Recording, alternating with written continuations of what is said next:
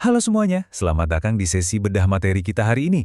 Jujur ya, saya antusias banget hari ini karena kita bakal membedah sebuah topik yang selalu terjadi di balik layar internet, tapi jarang banget disadari sama kebanyakan dari kita. Hari ini kita bakal menyelami jejak digital di dunia server dan membongkar misteri dari sesuatu yang namanya log. Sebagai pengguna internet sehari-hari, kita tuh sebenarnya selalu berinteraksi sama log setiap kali ngeklik link atau buka aplikasi. Nah, tenang aja, walaupun kedengarannya kayak bahasa alien alias teknis banget, saya bakal menjelasinnya dengan cara yang super santai dan gampang dipahami. Udah siap? Yuk, mari kita mulai perjalanan investigasi digital ini. Oke, kita mulai dari situasi yang pasti, 100% pernah kita alami semua. Pernah nggak sih lagi asik-asiknya scroll sosmed atau pas mau buru-buru transfer uang di m-banking, aplikasinya tiba-tiba down. Kamu berkali-kali merefresh halaman, tapi yang muncul cuma layar putih atau pesan error muter-muter. Bikin emosi kan? Nah, yang jadi pertanyaan menariknya adalah, di tengah kepanikan itu, gimana caranya para pakar IT di belakang layar bisa tahu persis apa yang rusak? Sistem komputer itu kan ibarat kotak hitam raksasa ya. Mereka nggak bisa asal tebak. Mereka butuh petunjuk yang jelas banget. Disinilah pahlawan tanpa tanda jasa dunia IT beraksi. Sebuah catatan rahasia yang merekam semuanya tanpa terlewat satu detik pun. Catatan rahasia inilah yang kita sebut sebagai log server. Kalau mau dibikin sederhana, log server ini adalah catatan otomatis dan kronologis dari setiap kejadian, setiap login, dan setiap error di dalam sebuah sistem. Gampangnya gini deh, bayangin log server ini tuh kayak black box alias kotak hitam di pesawat terbang, atau mungkin kayak kamera CCTV super canggih di gedung pencakar langit. Dia nggak pernah tidur, sama sekali. Dia ngerekam siapa aja yang masuk, pintu mana aja yang dibuka, bahkan kalau ada kaca yang pecah, terekam presisi sampai ke hitungan milidetik. Log ini tuh ibarat jejak digital tersembunyi yang mastiin internet kita tetap jalan dengan aman. Yang bikin seru, log itu rupanya nggak cuma satu jenis aja loh. Dia punya banyak bentuk dan tugas spesifik. Pertama, ada sistem log. Ini ibarat catatan medis yang merekam nafas pertama server pas dia baru nyala. Kedua, akses log. Nah, kalau ini mirip buku tamu. Dia nyatat IP kamu, jam berapa kamu datang, dan halaman apa aja yang kamu kepoin. Ketiga, ada error log. Ini tuh kayak alarm otomatis kalau aplikasi tiba-tiba ngambek atau butuh perbaikan. Dan yang terakhir yang paling menegangkan, security log.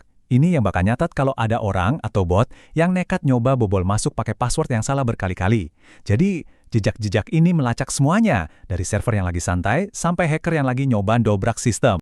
Tapi ya, dunia teknologi kan jalannya cepet banget. Dulu, aplikasi itu dibangun pakai sistem yang namanya monolitik. Bayangin aja kayak satu dapur restoran kecil yang cuma punya satu koki andalan buat masak semuanya.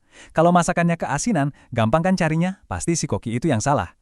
Nah, aplikasi modern sekarang ini beda. Mereka pakai yang namanya microservices.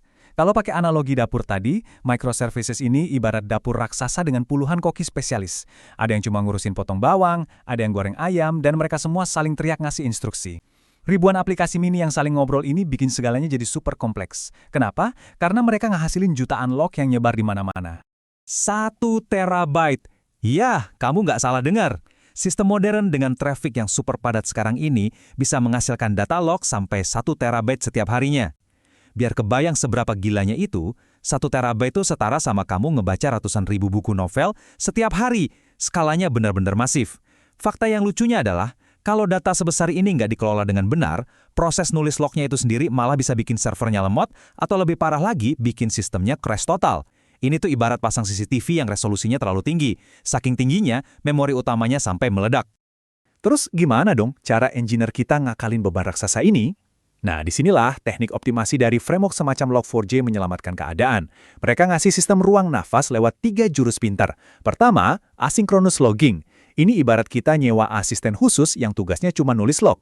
Jadi program utama nggak perlu nungguin dia selesai nulis. Kedua, batch processing. Daripada ngirim data satu-satu yang bikin capek, sistem ngumpulin datanya dulu terus dikirim sekalian dalam satu paket. Jauh lebih hemat tenaga. Dan yang ketiga, lazy evaluation. Singkatnya, sistem bakal malas-malesan alias nggak akan mau mikir keras buat memproses data log yang rumit sampai data itu benar-benar dibutuhin. Cerdas banget kan?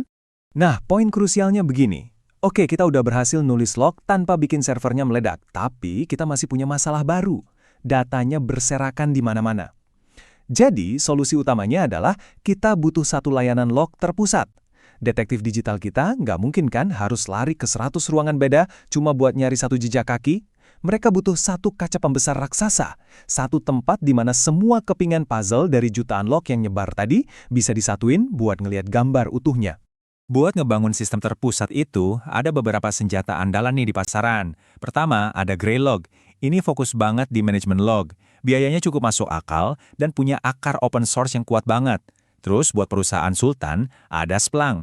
Ini raksasa analitik kelas enterprise yang bisa nelen data masif banget.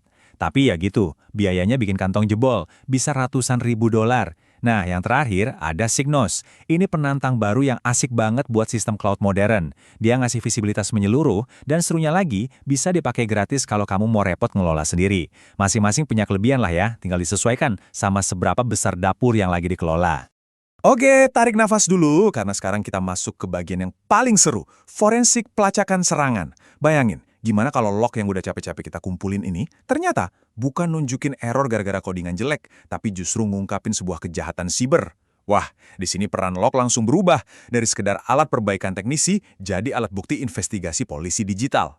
Tiap kali ada hacker yang nyoba nyusup, mau sehati-hati apapun mereka, pasti ninggalin sidik jari di access log dan security log. Tapi masalahnya, gimana cara kita nemuin satu sidik jari hacker ini di antara jutaan sidik jari pengguna normal?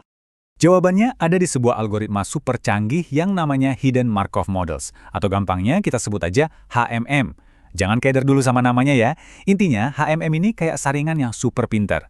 Bayangin kamu lagi ngeliat ribuan orang jalan di mall. Sebagian besar orang jalannya santai, polanya normal, itu ibarat pengguna biasa. Tapi tiba-tiba ada satu orang yang jalannya cepet banget, terus nyoba buka paksa tiap pintu toko yang dilewatin dengan gerakan yang kayak robot. Nah, HMM ini mempelajari pola normal tadi dan otomatis nyaring alarm-alarm palsu buat nangkap pergerakan aneh dari bot jahat atau hacker yang lagi nyamar. Kalau kita terjemahkan ke dunia nyata, bayangkan sebuah laporan deteksi insiden hasil kerja algoritma tadi. Algoritma ini bakal membedah kode-kode respon HTTP dan urutan aksesnya. Jadi, kalau tiba-tiba ada rentetan kode error kayak 404 atau 500 dalam jumlah yang nggak wajar, dan itu terjadi cuma dalam hitungan sepersekian detik, bisa dipastikan itu bukan manusia yang lagi typo salah masukin password. Laporan ini bisa ngasih tahu momen yang sangat akurat, sampai ke detiknya, kapan sistem kita lagi digempur sama bot otomatis yang niatnya jahat.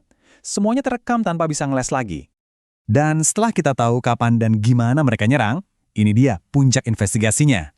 Dari data teks yang panjang, pusing dan ngebosenin tadi, kita bisa ekstrak alamat IP-nya. Alamat IP ini kemudian dikawinkan sama data DNS blacklist dan teknologi geolocation. Hasilnya, kita bisa dapat titik koordinat merah di atas peta dunia nyata. Lewat proses forensik ini, kita benar-benar bisa melacak secara fisik di negara mana atau di kota mana si hacker ini lagi ngumpet sambil minum kopi. Dari sekedar server yang tiba-tiba down sampai berhasil nemuin titik lokasi penjahatnya. Benar-benar luar biasa kan teknologinya. Wah, nggak kerasa kita udah jalan cukup jauh ya hari ini. Mulai dari kenalan sama log server yang ternyata adalah CCTV digital kita, ngeliat gimana cara ngakalin datanya biar nggak bikin server meledak, sampai ikut nangkep hacker antar negara pakai sistem terpusat. Pengetahuan hari ini ngingetin kita semua betapa transparannya kehidupan kita di dunia maya. Setiap klik yang kamu buat, setiap detik yang berlalu, semuanya terekam secara permanen di luar sana. Makanya, sebelum saya tutup, ada satu pertanyaan buat kamu renungkan. Apakah jejak digitalmu aman hari ini? Teruslah belajar dan tetap waspada ya teman-teman. Terima kasih banget udah nemenin sesi bedah materi kali ini sampai habis. Sampai jumpa di bahasan seru berikutnya. Bye, teknologi berbicara.